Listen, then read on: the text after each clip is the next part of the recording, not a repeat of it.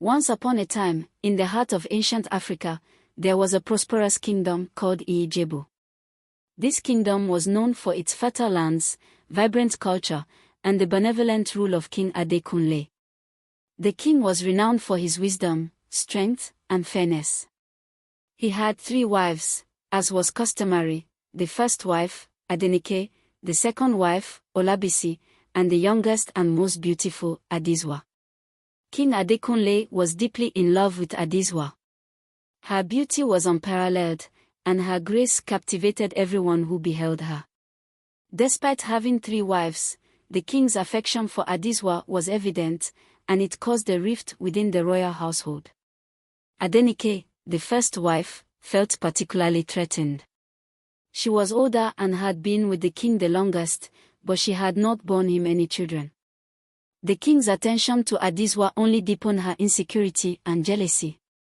One fateful evening, as the moon cast its silvery glow over the kingdom, a sinister plot began to unfold.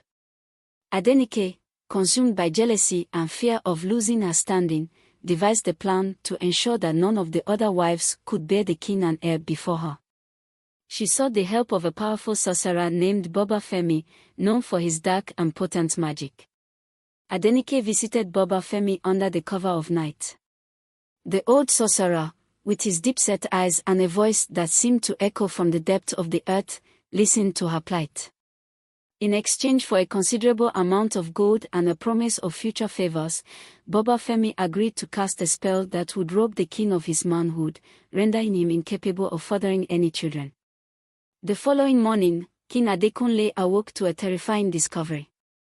He felt an unusual weakness and soon realized that he had lost his manhood. Panic and confusion spread throughout the palace. The king's advisors, priests, and wise men were summoned, but none could provide an explanation or a solution. Desperation set in, and the king's council decided to seek out the most powerful healers and diviners in the kingdom. Among them was a young and talented healer named Adebayo, who had gained a reputation for his skill and wisdom. Adebayo was determined to uncover the truth and restore the king's honor.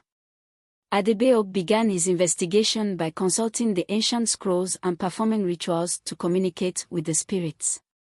As days turned into weeks, he discovered that the spell cast upon the king was no ordinary curse. It was a powerful enchantment that required the cooperation of someone within the palace. Adebayo's investigation led him to suspect the 3 queens. He decided to observe them closely, paying particular attention to their interactions and behaviors.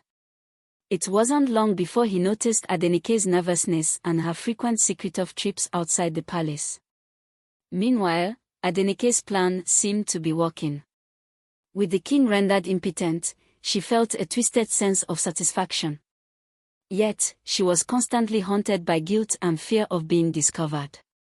She tried to maintain a facade of concern and loyalty, but her anxiety grew with each passing day. One evening, as Adenike sneaked out to meet Babafemi for reassurance, Adebayo followed her. Hidden in the shadows, he overheard their conversation and learned the horrifying truth. Adenike had indeed conspired with the sorcerer to steal the king's manhood. Adebayo knew he had to act quickly.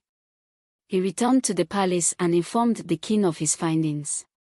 King Adekunle was devastated by the betrayal but determined to reclaim his dignity and power. He ordered the immediate arrest of Adenike and Babafemi. The sorcerer, knowing he was cornered, tried to flee but was captured by the king's guards. Under duress, Babafemi revealed the details of the spell and how it could be reversed. It required a special ritual involving a rare herb found deep within the sacred forest. Adebayo, accompanied by the king's trusted warrior, Abidimi, embarked on a perilous journey to find the herb. The sacred forest was a place of legends, inhabited by spirits and guarded by wild beasts. The journey was fraught with danger, but their determination and bravery saw them through. After days of relentless search, they found the rare herb and returned to the palace. Adebayo prepared the potion and performed the ritual, which lasted through the night. As dawn broke, the king felt a surge of energy and knew that the curse had been lifted. King Adekunle's manhood was restored, and the kingdom rejoiced. However, the pain of betrayal lingered. Adenike was banished from the kingdom, stripped of her title and privileges. Babafemi was imprisoned, his dark powers rendered useless. With the dark chapter behind them, King Adekunle focused on healing and rebuilding his family. He reaffirmed his love for all his wives, ensuring that jealousy and rivalry would no longer plague his household. He spent more time with each of them, fostering unity and mutual respect. In the months that followed, Adesuwa, Olabisi, and even the banished Adenike, who had found refuge in a distant village, bore children, ensuring the continuation of King Adekunle's lineage. The kingdom flourished, and peace was restored. The story of the stolen manhood became a legend in Ijebu, a tale passed down through generations. It served as a reminder of the destructive power of jealousy and the importance of loyalty and unity. The kingdom learned that true strength lay not in physical power but in the integrity of one's character and the strength of their bonds. The tale also taught the villagers the power of forgiveness and redemption. Adenike, after years of exile, sought atonement for her deeds. She spent her time helping the needy and teaching others about the perils of envy and treachery. Her transformation became a testament to the idea that anyone could change for the better if they truly desired it. As the years passed, the story of King Adekunle and his wives was told at every gathering, around every hearth, and in every school. It became a part of the cultural fabric of Ijebu, a story that defined their values and beliefs. The king, now older and wiser, ruled with an even greater sense of justice and compassion. He instituted new laws to protect the vulnerable and promote fairness among his people. His wives, now united, played significant roles in the kingdom's governance, contributing their wisdom and insights. The kingdom of Ijebu thrived under this new era of enlightenment and harmony. Festivals were celebrated with renewed vigor, and the arts flourished.